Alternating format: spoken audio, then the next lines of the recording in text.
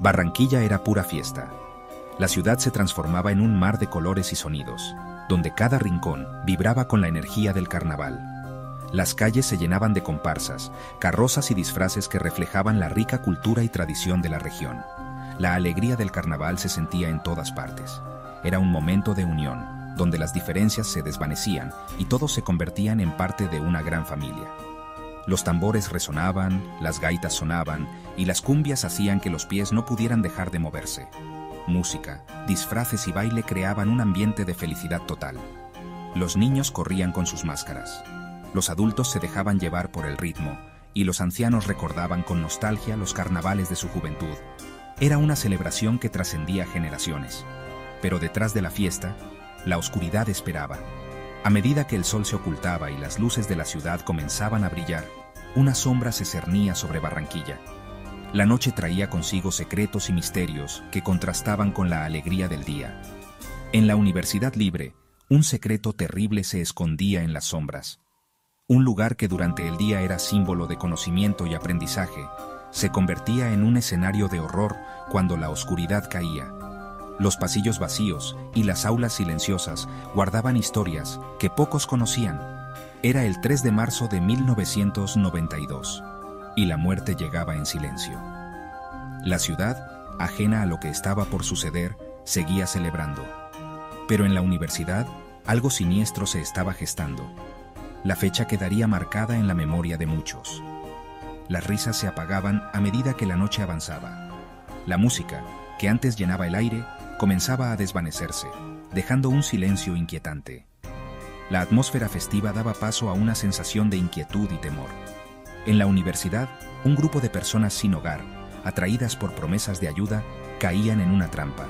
Eran almas perdidas, buscando refugio y esperanza en un mundo que les había dado la espalda. Pero lo que encontraron fue un destino cruel y despiadado. Sus vidas, marcadas por la pobreza y el olvido, estaban a punto de ser brutalmente cegadas. La promesa de una vida mejor se convirtió en una pesadilla, y la esperanza se desvaneció en la oscuridad de la noche. Nadie se imaginaba que la fiesta sería manchada por un acto de barbarie. La tragedia se cernía sobre Barranquilla, y el carnaval, símbolo de alegría y celebración, se vio empañado por un suceso que dejaría una cicatriz imborrable en la historia de la ciudad. Omar Enrique Hernández López, un reciclador que buscaba cómo sobrevivir entre la basura, se convirtió en testigo de la tragedia sin quererlo. Omar, un hombre de mediana edad con el rostro marcado por las arrugas de la vida dura, se levantaba cada día con la esperanza de encontrar algo de valor entre los desechos de la ciudad. Su vida era una lucha constante, una batalla diaria por la supervivencia en un mundo que parecía haberlo olvidado.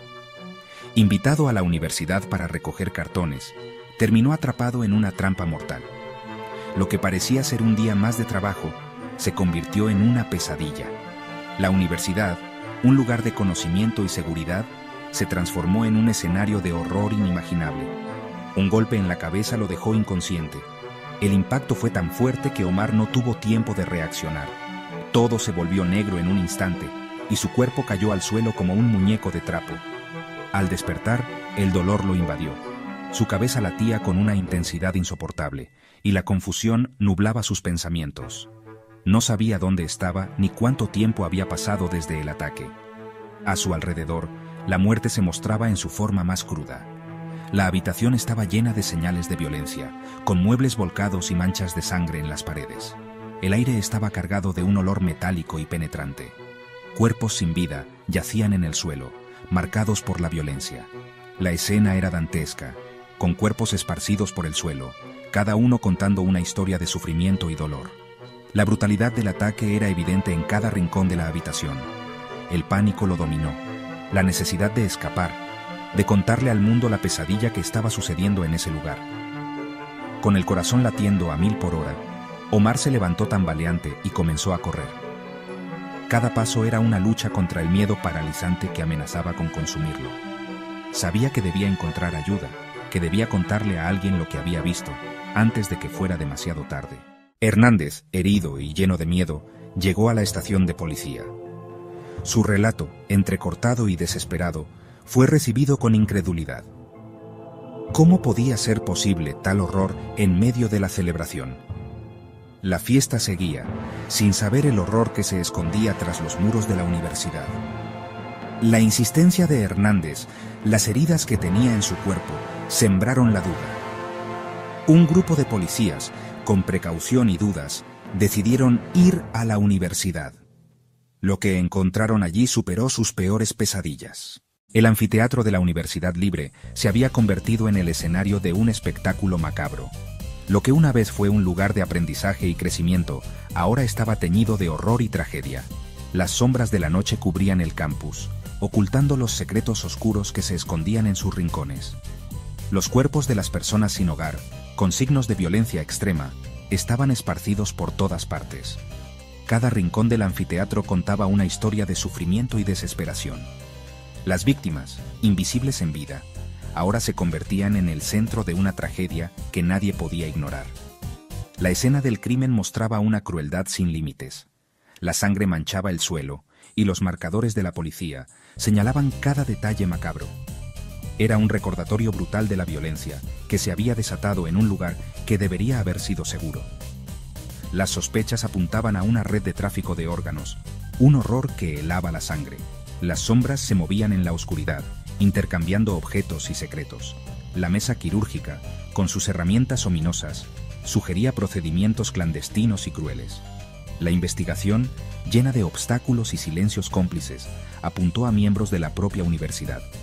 Los investigadores, con sus linternas, buscaban pistas en la oscuridad, mientras los oficiales discutían las evidencias en reuniones sombrías. Cada paso hacia la verdad estaba plagado de dificultades y resistencias. La justicia, lenta y a veces ciega, logró condenar a algunos responsables. En la sala del tribunal, el juez dictaba sentencias, y los culpables eran llevados esposados.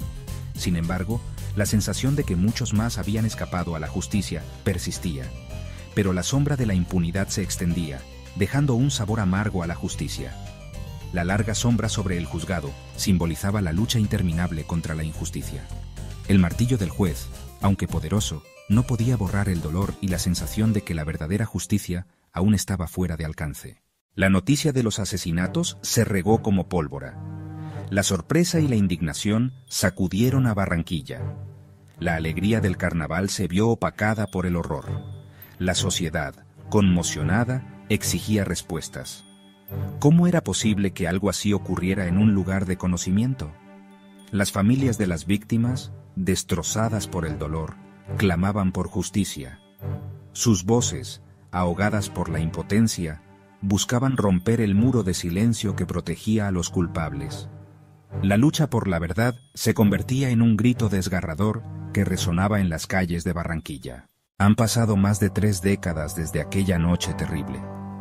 El carnaval continúa, pero la herida sigue abierta. El recuerdo de las personas sin hogar asesinadas, silenciadas en la flor de su vida, persiste como un fantasma que recorre los pasillos de la universidad. La lucha por la verdad y la justicia no se ha detenido. Organizaciones sociales y de derechos humanos mantienen viva la memoria de las víctimas. Exigen que se aclaren los hechos, que se haga justicia y que se garantice que esto no vuelva a suceder. El caso de los asesinatos en la Universidad Libre va más allá de Barranquilla.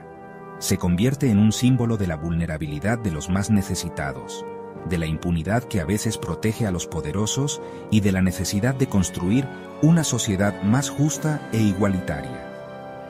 La memoria de las víctimas nos cuestiona, nos recuerda lo importante que es luchar por los derechos humanos, denunciar las injusticias y construir un mundo donde la vida sea respetada en todas sus formas.